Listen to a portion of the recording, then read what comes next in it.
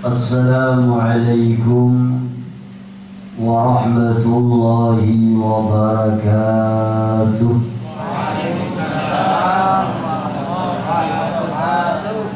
Sallallahu ala sayyidina Muhammadin rasulihil mujtaba wan nabiyil mujtaba wa ala alihi wa itratihi tayyibin wa ala ashabihi wa ummatihi ajma'in wa ba'd. Yang ulun muliakan dan ulun hormati para alim ulama, para asatiz, yang ulun hormati ayahda Al-Hajjar Kasi, akhina fillah Ustadz Al-Hasibawaihi, Ustadz Tamzid Qari yang baru membacakan Al-Quran, Ustadz Johan dari Amuntai, para asatid yang lainnya, mohon maaf tidak mengurangi rasa hormat ulun. Ulun tidak bisa menyebutkan namanya satu persatu. Bapak-bapak, ibu-ibu, hadirin sekalian yang insya Allah dicintai dan disayangi oleh Allah Subhanahu wa Ta'ala. Pada kesempatan di malam hari ini, ulun sedikit berbicara tentang akhlak Rasulullah sallallahu alaihi wasallam. Mudah-mudahan selesai dalam waktu 45 menit. Mun ada makanannya kita capat makanan, amun kada capat bulikan. Tapi mau makanan ya kalau lah. Alhamdulillah. Amun pemakanan ulun tambahi talawas sedikit 50 menit kada apa-apa. Bapak Ibu hadirin sekalian yang berbahagia, Rasulullah sallallahu alaihi wasallam bersabda, kata beliau, akmalul mu'minina imanan, orang yang paling sempurna imannya ternyata bukan orang yang rajin salatnya. Orang mukmin yang paling sempurna imannya ternyata bukan orang yang gemar bersedekah, senang qiyamul lail, tahajud di tengah malam. Ternyata kata Rasulullah, orang mukmin yang paling sempurna imannya adalah orang yang paling baik akhlak dan budi pekertinya. Mohon maaf, sealim apapun kita, sebanyak apapun ilmu yang kita miliki, setinggi apapun jabatan kita, sekaya apapun kita, secantik apapun kita, kalau tidak memiliki adab dan akhlak, maka tidak ada nilainya. Maka kemarin ulun ada ceramah di Polda, ulun sampaikan begini, jangan orang memuliakan kita ini karena jabatan kita saja. Jangan orang menghormati kita ini hanya karena kekayaan kita saja. Jangan orang menghormati kita ini hanya karena status sosial kita saja.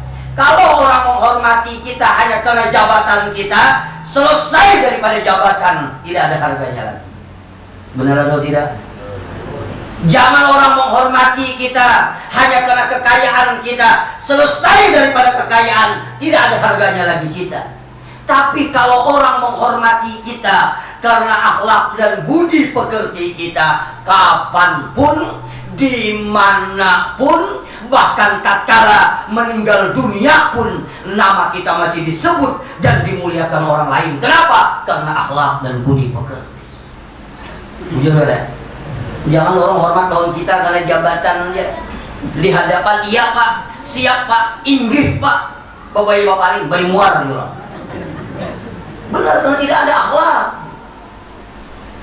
45 menit ya sudah. Belum. Ini ulun lihat sungsung benar malam ini acara. Dari ulun maulid di Tewah kemarin, di Bontok, di Sampit, ini aja benyungsungnya. Ulun paham berarti sungsung capat ampih gitu keluar. Biasanya jam 8 baru selesai alapsi, sambutan-sambutan, ceramah biasa setengah 9, alhamdulillah. Amunnya kawan malam isuk di mana nih? di gang paman itu kayak ini juga. Kapan perlu jam 7 ceramah dah. Ini setengah 8 bulikan. Ulun mohon maaf. Jangan orang memuliakan kita hanya karena jabatan kita saja, tapi mungkin orang menghargai kita karena akhlak dan budi pekerti kita. Kalau orang memuliakan kita karena akhlak dan budi pekerti kita, demi Allah kita akan selalu dimuliakan oleh orang lain. Coba lihat Rasulullah itu, di semua lini kehidupan beliau itu mulia. Di mana saja mulia. Di hadapan anak-anaknya mulia, di hadapan istrinya mulia, di hadapan sahabatnya mulia, bahkan di hadapan musuhnya mulia. Di semua lini kehidupan beliau selalu mulia dan dimuliakan. Kenapa? Karena memiliki akhlak yang sangat luar biasa. Kita ini kan kadang-kadang mulia di satu tempat saja, Pak. Kadang-kadang mau jadi guru, murid tok tangan semua, tapi beli ke rumah dilujahi oleh anak berenai. Mohon maaf. Kadang-kadang pengaruh benar di kantor, salah sedikit habis anak buah dimamai. Luar biasa dihormati, dimuliakan. Benar bunyi sepatunya gitu, anak buah menggetar. Nah, jarang buah apabila aja orang garingnya. Terima kasih, masya Allah. Senang balik pernah. Terima kasih disuruh ngidonnya. Biasanya unjus pembiasa. Jadi kata bapak hari ini menyebutnya juga. Sampai mana tadi? Sampai mana tadi? Sampai Ibu Susurong. Mohon. Kita ini kadang-kadang terhormat di satu tempat saja. Di sini terhormat, kadang-kadang di tempat lain tidak terhormat. Kita ini kadang-kadang lelakian ini terutama. Kalau di kantor berpengaruh, jadi guru berpengaruh, jadi dosen berpengaruh, terhormat, dimuliakan orang lain. Tapi kadang-kadang bulik ke rumah, dimamai oleh bini takutan. Kita tidak di semua lini kehidupan, tapi Rasulullah itu di semua lini kehidupan. Ulun teringat ya, sebelum kita berbicara tentang akhlak Rasulullah, ulun dulu sebelum memiliki VT Raihan Aliyatur, dulu ulun memiliki CV Raihan. CV Raihan itu perjalanan Wali Songo. Ulun terkenang waktu itu ada meelangi seorang habaib, orang alim luar biasa, mengarang kitab. Ulun lupa nama beliau, dan kitab yang beliau karang diberi kepada ulun. Waktu itu umur Raihan kurang lebih 6 tahun. Ulun bawa ke tempat Habib itu. Habib ini mohon maaf orangnya sepuh, ya umur 70 lebih, dan duduk di kursi roda. Jadi dalam keadaan sakit-sakitan. Waktu itu keluarlah banyu alias air. Artinya galas orang Arab tuh kada mau ganal kayak kita ini lain. Ini galas hantu orang tuh gonol-gonol ya.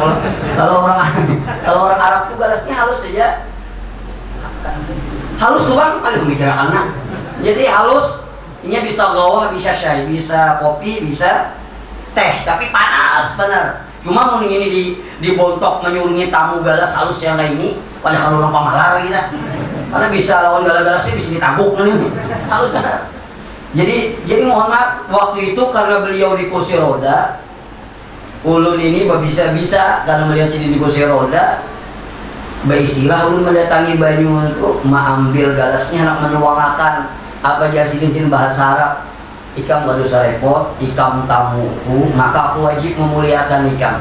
Sidin sakit-sakitan, orang alim, habaib, turun mulai kursi roda, istilah bakesot, mendatangi teko, menuangkan air, menyurungi kepada tamu-tamu yang datang. Yang menyurungi ini bukan orang biasa, habaib, alim, sepuh. Di mana? Di Nyamplungan, Bunda.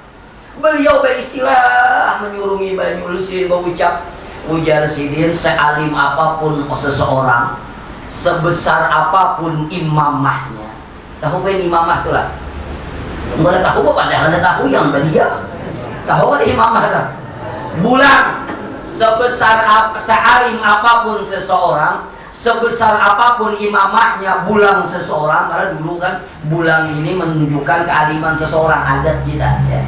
Biasanya bebulang itu walaupun sebenarnya boleh aja bebulang nih, walaupun kada alim gak ada apa-apa, atau kada haji bebulang gak ada apa-apa. Esok pengen hari Jumat bebulangan semua. Insya Allah seluruh orang jadi imam biar. Cuma ulun memang ada bisa bebulang, bisa bebulang di rumah. Itu kan kadang-kadang anak takjubnya melihat, apalagi mau ke pengajian. Dan ulun dapat ijazah pulang ini, alhamdulillah dari khadamnya Syekh Yasin Al-Badani. Siapa beliau? Almarhum Kiai Haji Abrol Tahlan. Beliau yang membulangi ulun. Beliau dapat ijazah dari Syekh Yasin Al-Badani. Syekh Yasin Al-Badani dapat ijazah dari Syekh Hayat Al-Buburi terus ke atas. Cuma ulun memang ada bisa berulang. Kayaknya yang malam esok kalau menuju baik. Kawannya bertongkat ya Allah. Jadi beliau ngomong begini, walaupun alim bagaimana saja, walaupun budak imamah sebesar apapun, kalau tidak memiliki akhlak, kata beliau, tidak ada harganya. Dan ini cicitnya Rasulullah memberikan pelajaran kepada kita. Beliau orang alim, beliau orang sepuh, mau saja turun daripada kursi roda menyurungi banyu. Artinya apa? Jangan ada keakuan dalam diri ini. Ini ngalih sudah bila ada keakuan nih, merasa alim ngalih benar. Kalau jadi imam marajuk, seminggu ada ke masjid lagi situ kan disuruh jadi imam aja. Tapi itu waris izin dia masjid. Kalau suruh orang baca doa sakit hati, kenapa? Karena merasa alim. Dan ini adalah akhlak. Siapa yang ditiru? Tidak lain dan tidak bukan adalah Rasulullah SAW. Yang kedua, ulun berbicara tentang bagaimana akhlak Rasulullah kepada Allah dan bagaimana akhlak Rasulullah kepada sahabat dan istrinya. Ada seorang sahabat. Yang pertama adalah Abdullah bin Umar. Yang kedua adalah Ubaid bin Umayyah. Lalu dua sahabat ini datang menemui salah seorang ummahatil mukminin, yaitu Siti Aisyah radhiyallahu anha. Lalu kedua ini bertanya, "Duhai Bunda Aisyah, tolong engkau ceritakan kepada kami hal yang paling menakjubkan dalam diri Rasulullah SAW." Mendengar pertanyaan ini, Siti Aisyah tidak bisa menahan kerinduannya kepada Rasulullah SAW. Teringat dengan orang yang ia cintai dan orang sayangi, maka ketika itu Siti Aisyah menangis. Bahkan menurut riwayat sampai baju beliau basah karena air matanya. Kenapa? Karena rindu kepada Rasulullah SAW. Maka di antara isak tangisnya Siti Aisyah bercerita, sungguh semua perilaku Rasulullah semuanya adalah menakjubkan.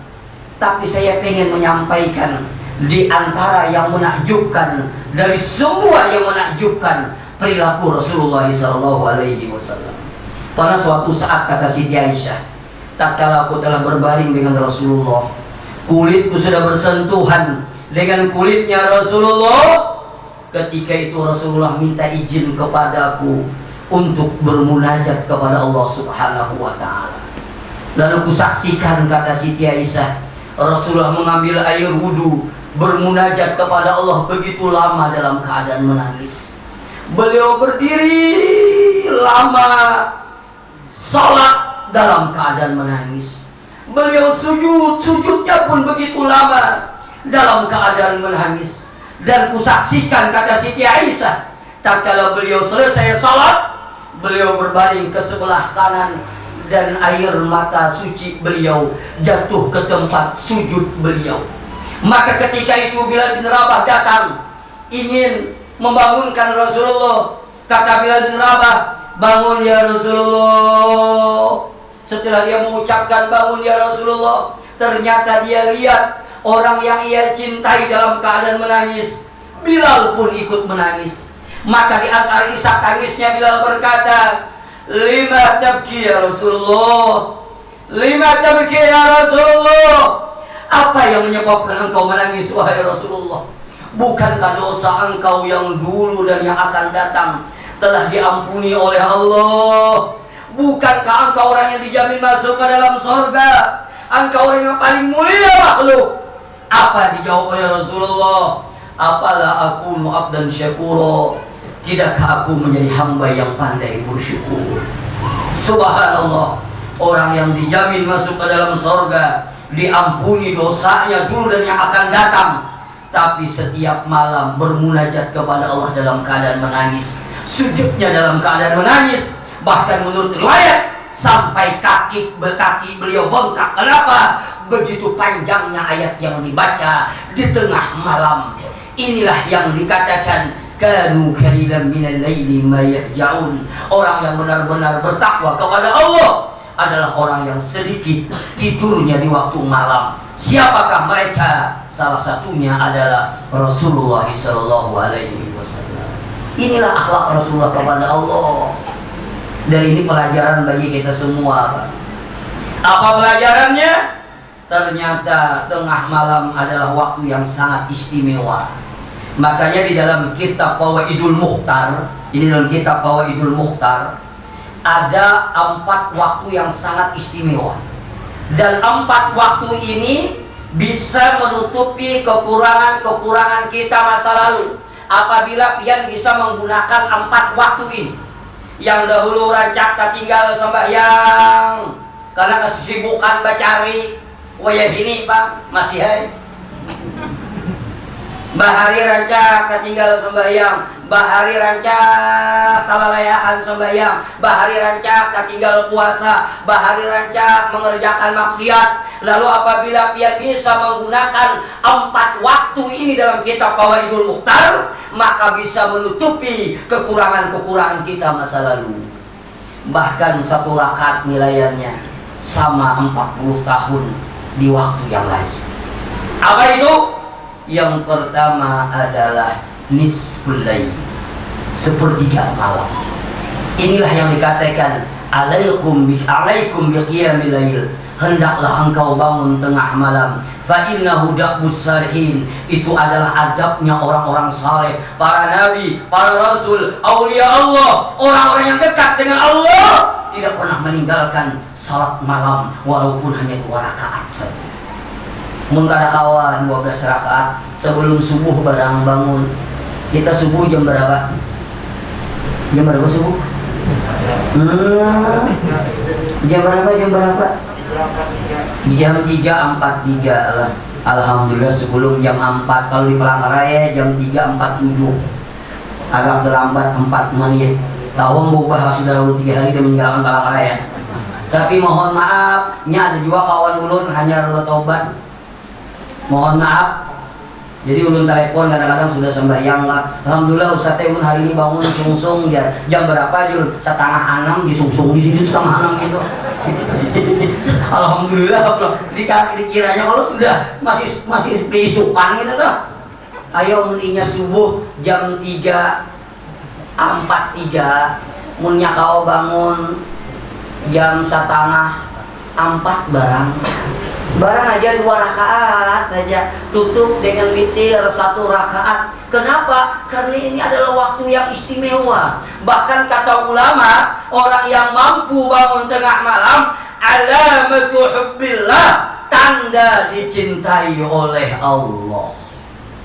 Kita nggak usah menilai orang lain apabila kita kawan istiqamah nih lah, bangun sebelum subuh. Ini bangun sembahyang, lain bangun bakame. Ini bangun sembahyang. Ini ada juga bangun sembahyang subuh. Nggak tomben dari bini bangun ternyata guring pulang. Bakame tinggal 2 basuh. Beri muar. Bila kita ini kawan istiqamah walaupun 2 rakaat ditutup dengan witir 1 rakaat, pian bersyukur kepada Allah. Mudah-mudahan ini memang tanda Allah mencintai kita. Karena orang yang bangun tengah malam ini berat, Pak. Berat walaupun berniat yang ngalih. Sebulanan udah berniat jangan kita bangun juga. Berniat kuat benar niat. Nah, apalagi mau jualan minyak tepi payu, niat menghajut kuat benar. Apalagi jabatan yang digeser orang, menghajut benar. Ya Allah, nggak dapat jabatan, berelaan pulang, beri muar benar. Sebelum jadi pejabat, bina baik benar. Habis jadi pejabat, berelaan. Ini ulun terserah aja, tak boleh pandar nih lah. Ini pejabat-pejabat kita nih tihi aja nih. Ini hendak pilgub nih, rajin ke pengajian. Ini ulun sedikit protes nih. Ini kena sama nih pemilihan bupati nih kena nih. Bilang parak kena. Tadi diundang gitu datang. Tadi yang mencari ke pengajian. Dia di mana lagi ceramah Ustadz? Dia mencari. Dan mohon maaf nih kita nih jangan jadi pejabat insya Allah regenerasi nih. Amunnya jadi pejabat itu muninya kawat. Kada usah setiap hari 3 bulan sekali gin bakunjung ke majelis taklim Ustadz Sibawaihi, bakunjung ke majelis taklim Ustadz A, Ustadz B, Ustadz C, Ustadz D, Ustadz E, Ustadz E. Kenapa? Bila kena hendak pemilihan lagi, orang kada takajud kita datang. Bujur ya? Sarik dulu nih. Beri muat bener. Jadi ulun yakin pejabat yang hendak jadi itu kita sangka baik saja, niatnya memang hendak silaturahim, tapi demi Allah bisa jadi fitnah, jadi sambatan orang. 5 tahun sekali hanya mencari pengajian, orang kematian di ujung-ujung datang. Itu bilanya baik mendadak tuh mencurigakan. Bujuran loh, kesalahannya tersinggung kerelaan. 45 kan dah? Belum. Ini mohon maaf nih, ulun kemarin ulun tidak sebutkan nama salah seorang ulun kutil. Biar dulu tarang baik-baik. Jakanya kawan dulu semalam, ya Ustaznya semalam sibuk bang. Sibuk nyaman sibuk. Kembali kepada pembicaraan kita. Sampai mana apa jadi layau ke situ tadi lah. Sampai mana tadi kisahnya. Ini tengah malam ini amalan yang istimewa, Walaupun hanya 2 rakaat saja dan berat bangun tengah malam di berat benar. Maka kata Rasulullah apa benar orang yang mampu bangun tengah malam. Ila min ibadil mustafa, ila min ibadil mustafa, kecuali hamba-hamba pilihan sajalah. Kalau kada dipilih oleh Allah berat bangun tengah malam ini. Ya jujur walaupun alarm HP dihidupkan, jam wakar dihidupkan, bangun apa? Mama teh ada yang menghampas ke jam isuk pemamai siapa menghampas jam ikam jadi yang bini. Kenapa berat bangun tengah malam itu berat? Kenapa? Orang yang dipilih oleh Allah.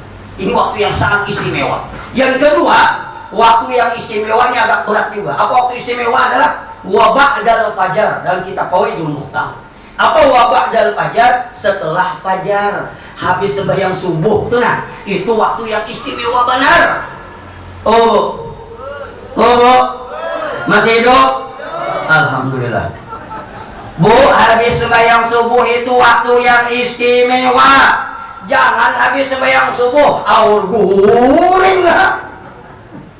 Yang sakti lagi sembahyang subuh ya program guring dah. Salih pada subuhi. Kayaknya habis tutup sembahyang nih guringnya lagi sudah.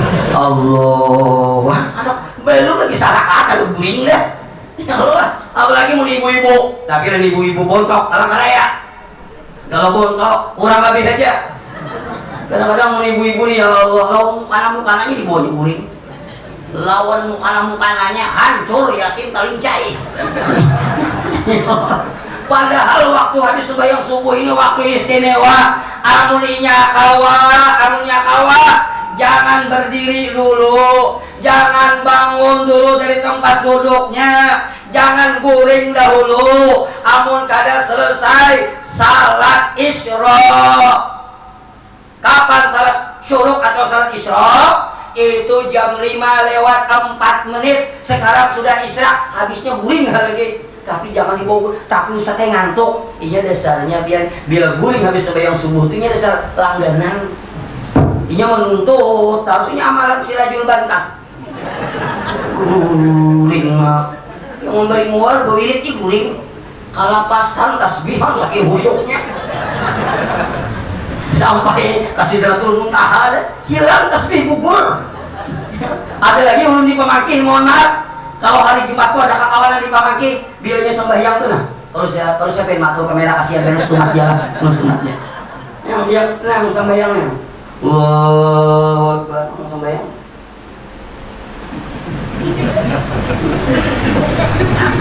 Ini yang di belakang ini rasanya menangkap rasanya.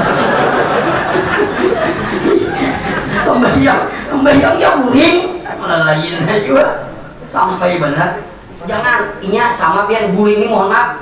Biar percaya kada percaya bila habis sembahyang subuh tuh lapah ada lapah awak punya mahir guring ke sana kuring terus. Bujur kada? Bujur kada? Nah banyak kalau sama hari Jumat tuh lapah ada lapah bila orang khutbah au guring itu pengurangnya. Dia tidak percaya Jumat kena foto minggu ini guring pulang orang dah.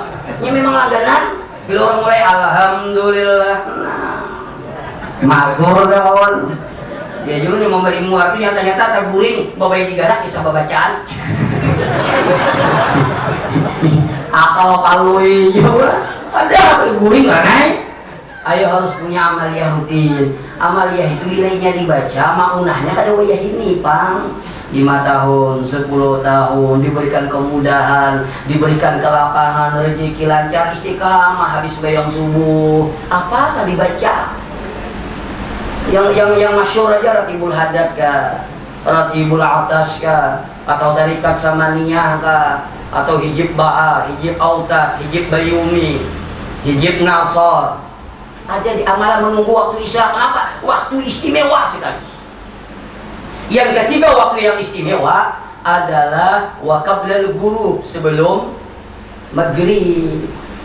Mau nyakawa sesibuk apapun sadang aja ya jam 4:30 itu sadang masih sibuk dah toko ini gak udah tahu di maghrib cangkal bercari ya kalau bang sugih ya ada sugihnya juga ya kalau cangkal banyak ayam ya kalah ayam maghrib bulicin masih aja di toko cangkal bercari Allah. Yang ketiga yang keempat adalah wa ba'dal ghurub, setelah ghurub apa bainal maghrib wal isya. Ini waktu yang istimewa luar biasa. Kembali kepada pembicaraan kita. Jadi Rasulullah akhlaknya kepada Allah luar biasa. Apa luar biasanya? Setiap malam selalu qiyamul lail. Inilah amalan orang-orang saleh dan orang-orang yang dekat dengan Allah. Dan demi Allah, kalau tidak dipilih oleh Allah, berat melakukan ini. Ini pelajaran bagi kita. Yang kedua pelajarannya apa? Rasulullah kalau sembahyang sendiri lama atau tidak? Lama atau tidak? Wah, guringan siapa nih? Lawas kah ada kah? Lawas. Mau ada mati bahasa Indonesia lah. Lama kediaman balawas iya. Jadi lawas, kenapa jadi lawas? Dalam riwayat ada beliau berdiri yang beliau baca surah Al-Baqarah, lama berdiri. Tapi kalau sembahyang bersama sahabat, ayatnya tidak terlalu panjang. Bahkan Ibnu Mas'ud pernah ditegur karena begitu panjang ayatnya. Apa kata Rasulullah? Kau ringankan, kau pendekkan ayatmu kalau bersama orang lain. Kalau seorangan silahkan panjang, tapi kalau berjamaah, apalagi jadi imam, jangan terlalu panjang ayat. Ini pelajaran nih. Coba kita kadang-kadang udah paling sembahyang seorangan cepat benar. Mbak jadi imam panjang beneran apa huruf gitu. Enggak sembahyang qul huwallah inna ataina qul ya ayyuhal kafirun. Sanuhan ke jangan kafir ya, tak boleh abut walan tu mabidun nama abut walan tu mabil abut. Benar bintuha, jar bintuha lah kau makan lagi. Sekalinya lakum dinukum waladhdallin. Apalah dari ulang. Makanya jadi imam mohon maaf yang terlalu panjang. Imam itu pemimpin, Pak. Imam itu adalah pemimpin. Pemimpin yang baik harus memahami dengan rakyat yang dipimpin. Itu pemimpin yang baik. Jangan jadi pemimpin, yang penting aku nyaman, yang penting aku kenyang, yang penting aku bahagia. Rakyat kayak apakah? Kalau sudah herani, itu bukan pemimpin. Di mana tergambar salat berjamaah.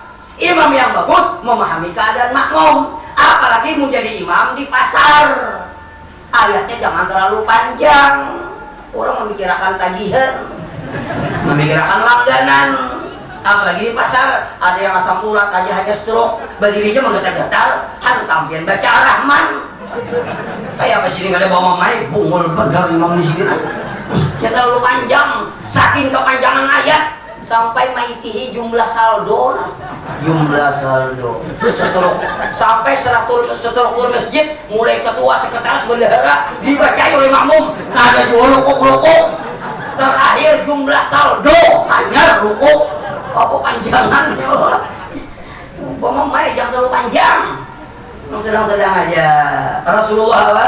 Tengah malam beliau panjang. Kalau sembahyang sendiri yang lain di pesantren, kamu di pesantren orang ada yang dipikir kecuali ibadah. Kalau di pesantren ada yang dipikir kecuali menuntut ilmu. Kalau di masyarakat yang sadang-sadang aja. Di pesantren pun biar mohon maaf, ulang cerita sedikit, di pesantren pun kadang-kadang ada juga yang kata ketujuh yang panjang tuh. Makanya dulu semalam tuh waktu sekolah Giraha tuh, waktu mualim hidup tuh banyak yang hafal Quran. Ada kawan pun tidak membaca jadi imam, ayatnya apa? Ar-Rahman, Yasin dibaginya 2, Tabarak, Al-Muluk, ini panjang ayat. Kadang-kadang yang nakal di pondok nih bayinya membaca Ar-Rahman, ajar buahnya panjang. Dudukan. Ayo jualan lah. Dudukan. Kayaknya mau bayi ujung ayat hanya berdiri. Lalu dia kali makmum. Ada kawan lu sekarang masih jadi anggota dewan Soyo namanya. Dulu aku ketua DPR Golkar. Dia tuh jadi imam juga panjang juga. Cuma orangnya lucu-lucuan. Nya jadi pesantren yang lucu-lucu aneh tuh nah. Jadi jadi imam membaca surah An-Naba. An-Naba berapa ayat? Mau di Palangkaraya 40, dibontok berapa? Sama yang 40 lah. Oleh kurang dibontok 40 ayat, panjang ayatnya. Membaca Amma dan sa'aluna ajar buhannya panjang, dudukan gitu. Sekalinya seayat ya Allahu Akbar. Imam kali makmum. Tapi ada juga bisa kawan pulang. Kamu lihat pakai sah sambil naik hijam sehingga cepat kemusung. Nah, sedang 9 deh. Sedangnya lah harus ada kah? Iya, lebih 45 menit nih. Mohon maaf ada jurun bisa kawan, dia jangan diturun lah. Nih adik-adik jangan diturun. Ini orangnya lucu, benar saking lucunya sembahyang yang bisa lucu-lucu. Apa lucu-lucu? Jadi imam tuh nah. Jadi ini imam tuh kadang-kadang ayatnya membaca Al-Fatihah waladdallin amin. Bismillahirrahmanirrahim. Nun, ya nun ya. Allah baru. Tapi jangan ada tertawa yang 4 ditertawa. Sujud bila sujud subhana rabbil a'la wa bihamdihi. Kalau bacaannya tuh yang dinyaringinya apa? A-nya aja. Jadi bila sujud A. Jadi subhana rabbil a'la bacanya cuma subhannya gimit, A-nya nyaring, bihamdinya gimit. Kadang-kadang kita membaca atahiyatul pulang yang nama-nama jadi panjanginya Muhammad Majid Dajjal. Assalamualaikum. Ya dari pondok itu malah lain hal lakukan. Tapi yang kita tawa. Jadi bilanya sembahyang atahiyatul ini kalau lah ada kawanan nakal ngajar kawan. Gantinya ngajarnya ngajar kita gantinya belum ngajar.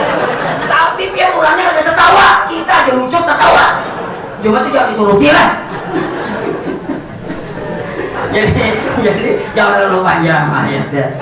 Yang terakhir, akhlak Rasulullah kepada istrinya. Insya Allah kita punya istri semua, amin. Yang belum mudahan cepat kawin. Namun kadang-kadang di Balauran banyak janda. Di Palangkaraya Jadi Rasulullah ini ulun membaca cerita ini terkesan Pak, terkesan benar. Jadi Rasulullah itu kan berisi bini berapa Pak? 20 kah 30 kah? Rasulullah berisi bini berapa? Ustaz Sibohi jangan menjawab lah. Berapa? Pin berapa? 4 kah? Berapa Pak? Berapa Rasulullah berisi bini? Ngai kalinya. Disautim yang ceramah tapi menyauti kan mau. Berapa? 9. Berapa? Barang aja gini karena yang tahunya nah 11 Rasulullah di sini 11. Jadi Rasulullah bu Rasulullah bisi bini 11 bu 11 bu. Cuma dari 11 bini Rasulullah yang bujang saikung aja. Siapa? Siti Aisyah. Yang lainnya balu semua. Balubang. Janda semua dan jandanya rata-rata umurnya 70-80 tahun. Jadi buai bila laki pian hendak kawin dan bapadah karena sunnah Rasulullah julungi boy yang 70-80 tahun. Itu hanya sunnah. Biar aja yang keracunan nggak ada bapak. Iya bro, karena susu dari luar sana lagi nggak ada bapak. Ini bapak ada sunnah yang dicari yang bujang. Ini sunnah yang tua. Jadi Rasulullah ini diisi bini 11 pernah suatu saat Rasulullah ini berkunjung ke tempat bininya, kalau tidak salah Asma namanya, ke tempat istrinya. Lagi asik-asik dia ngobrol, datang budak membawakan hadiah kepada Rasulullah. Ini hadiah sepiring makanan. Lalu bini yang dielang ini batakun, apa batakun? Dari mana makanan nih? Lalu dijawab oleh yang mengantarkan makanan ini, dari istrinya Rasulullah yang A. Ternyata istri yang dikunjungi ini apa? Sarik ya. Kenapa sarik? Dipukulnya piringnya, plak dipukulnya piringnya di tangan pembantu tadi, terhambur makanan. Apa akhlak Rasulullah? Beliau duduk ke bawah, mengambil makanan yang berserakan, dimasukkan lagi ke tempatnya dengan senyum, dan beliau mengatakan kepada pembantunya apa? Ibumu sedang cemburu. Kali ada sarik ke Rasulullah. Kenapa Rasulullah mengatakan ibumu sedang cemburu? Yang pertama, menghormati istrinya yang marah. Yang kedua, menghargai pembantu yang datang. Yang ketiga, menghormati istrinya yang memberikan makanan. Dipukul oleh istrinya, terhambur makanannya. Rasulullah beristilah mengambilkan makanannya dan senyum mengatakan, istrimu sedang cemburu. Ibumu sedang cemburu. Itulah akhlaknya Rasulullah. Amun kita tahuam lagi lah, amun bini manapak piring di hadapan pembantu, tahuam lagi. Amun ulun aja piringnya usul makan kamuntong ini tuh bang. Tapi itulah akhlak Rasulullah kepada istrinya. Maka kata Rasulullah, khairukum li ahli wa ana khairukum li ahli. Sebaik-baik kamu adalah orang yang paling baik dengan keluargamu, dan saya, kata Rasulullah, adalah orang yang paling baik dengan keluarga saya. Assalamualaikum warahmatullahi wabarakatuh. Malam esok, pulang malam esok. Doa Ustaz Boy.